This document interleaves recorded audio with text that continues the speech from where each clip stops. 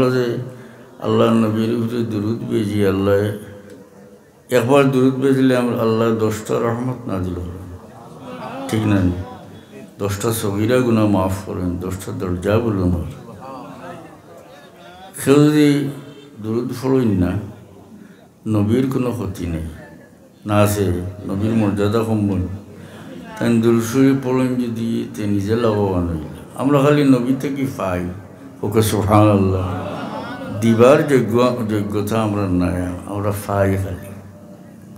হাদিস শরীফ আছে আল্লাহর নবী সাহাবায়ে কেরাম যে ফরমান সাল্লাল্লাহু আলাইহিল ওয়াসিলা, তোমরা আল্লাহর কাছে আমার লাগি ওসিলার দোয়া করি।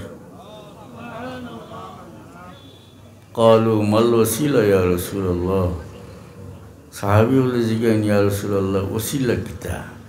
কারণ ওসিলার বহুত মানা তো, আল্লাহর নবী কিতাব বুঝাইছে। ক্বালা আ'লা দরজাতিন ফিল জান্নাহ, ওসিলা হইল বেহেশতের সর্বোচ্চ মুকাম। লা ইয়ানালুহা ইল্লা রাজুলুন ওয়াহিদুন, এই মুকাম একজন মানুষ ছাড়া আর কেউ হইত না। ও আরজু আনা হুয়া, আশা করি আমিও ব্যক্তি প্রকাশ। এই হাদিস শরীফের ব্যাখ্যার মাঝে ব্যাখ্যাকার লেখন মুহাদ্দিসিনে কেরামে যেন আল্লাহর নবী ফরমাইলা যে তোমরা আল্লাহর কাছে আমার লাগি ওসিলার দোয়া করিও। আবার আল্লাহর নবী ফরমাইন আমি এটা পাইমু, তইলে দোয়ার অর্থটা কিতা তার হাসানি না বলে উম্মতে দোয়া করিয়া নিজে লাভবান, আরও দোয়া করি আমরা লাভবান হই। আল্লাহর নবীর লাগি সাব্যস্ত বিষয় হইল মকামে মাহমুদ পাইবানি কিয়ামতের ময়দানে। আল্লাহ কোরআন শরীফ বলেন আসা আন ইয়াবআসাকা রাব্বুকা মাকামান মাহমুদা, এর অর্থ হইল অতি সত্তর আপনার রবে আপনার মকামে মাহমুদে পৌঁছাইবা। তো নবী মকামে মাহমুদ পাইবা এর মধ্যে তো কোনো সন্দেহ নাই, সন্দেহ আসেনি, কোরআন শরীফ আয়াত দ্বারা সাব্যস্ত। অথচ আল্লাহর নবী আজানোর দোয়ার মাঝে শিখাইছেন যে আমরা মকামে মাহমুদ নবীর লাগি মকামে মাহমুদের দোয়া করতাম। ফায়দা কিতা? বুখারী শরীফের হাদিস, আল্লাহর নবী ফরমান মান ক্বালা হিনা ইয়াসমাউন নিদা, যে ব্যক্তি আজান শুনিয়া কইল আল্লাহুম্মা রাব্বা হাযিহিদ দাওয়াতিত তাম্মা ওয়াস সালাতিল কায়িমা আতি মুহাম্মাদানিল ওয়াসিলাতা ওয়াল ফাদিলাতা ওয়া বা'আসহু মাকামান মাহমুদানিল্লাযী ওয়া'আদতা, যে ব্যক্তি আজান শুনল আর ও দোয়া পড়িল, এই দোয়ার মাঝে আসেনি নবীর লাগি ওসিলার দোয়া, আসেন না?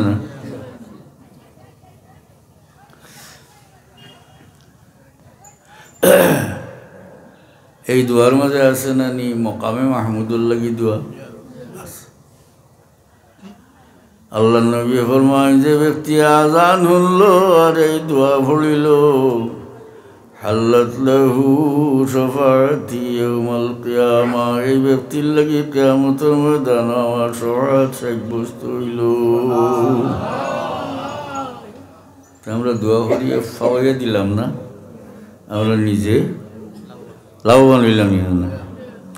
দুরূদ শরীফ পড়ো সাল্লাল্লাহু আলা মুহাম্মাদ সাল্লাল্লাহু আলা মুহাম্মাদ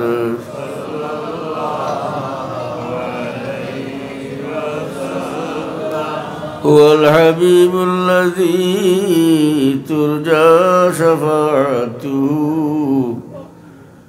লিকুল্লি হাওলিন মিনাল আহওয়ালি মুক্তাহিমি সাল্লাল্লাহু আলা মুহাম্মাদ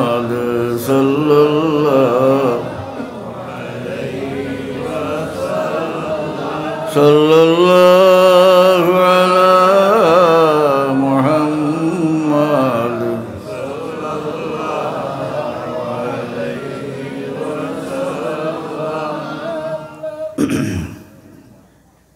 وكل آينة الرسل الكرام بها فإنما اتصلت من نوره بهم صلى الله على محمد صلى الله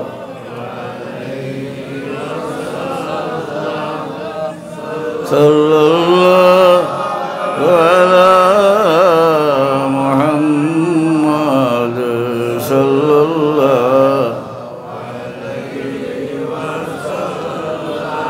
ওই যে দুইটা শের পড়িলাম এটা হইল ইমাম বুসরি রহমতুল্লাহ আলাইহি নবীর তারিফের মাঝে বড় দাস্তান লেখছেন এর মাঝে দুইটা শের পড়িলাম তাই বেমার পড়িয়া তার মনে হইল যে বাঁচতাম না আর তবে কোনো একটা খাম তৈয়া যাই যেটার ওসিলায় আল্লাহ আমারে নাজাত দিই তো নবীর তারিফ করিয়া বড় আরবি কবি আসলা বিখ্যাত অলি আসলা বিখ্যাত আলিম আসলা তাই আল্লাহ নবীর তারিফের কবিতা লিখছিল খাবে আল্লাহ নবীরে দেখলা আল্লাহ নবীরে খাবে দেখলে সঠিক মান রাআনি ফিল মানাম ফাকাদ রাআনি ফাইন্না শাইতানা লা ইয়াতামাসসালু বি তিরমিজি শরীফের হাদিস যে ব্যক্তি আমারে খাবে দেখলো সঠিক দেখলো আর শয়তানে আমার সুরত ধরতে পারে না শয়তানে নবীর সুরত ধরতে পারে না অবিকল এই অর্থবোধক হাদিস বুখারী শরীফও আছে শব্দ একটু বেশম তবে অবিকল এই অর্থ যে আমার যে খাবে দেখছে সঠিক দেখছে কারণ শয়তানে আমার সুরত ধরতে পারে মাহতারাম হাজিরিন তৈরি খাব সত্য তেন খাবে আল্লাহ নবীরে দেখলা আল্লাহ নবী ফরমাইন তুমি আমার প্রশংসার কবিতা লেখছো আমারে পড়িয়াও নাও তাই কত কবিতা পড়িয়াও নাইলা আল্লাহ নবী তানে আথাইয়া দিলা আল্লাহ নবী তান বদন মুবারক থেকে চাদর উতারিয়া তানে উড়াইয়া দিলাইলা ইন ঘুম থেকে উঠিয়া কইন আমি চিন্তা করি পাই না যে আমি ঘুমাইবার সময় প্যারালাইজ বেমারি আসলাম দেখি সম্পূর্ণ সুস্থ হয়েছে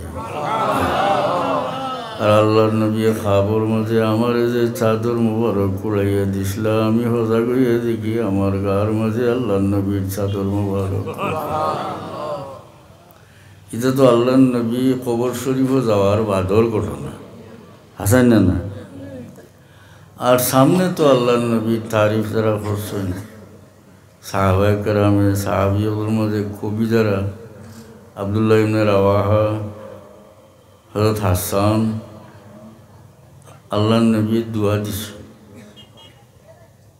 হযরত হাসানে আল্লাহর নবীর তারিফ আল্লাহর নবী দোয়া দেন আল্লাহুম্মা আইয়িদহু বিরুহিল কুদুস আল্লাহ তুমি হাসান রে জিবরিলে আমিন দিয়ে সাহায্য করো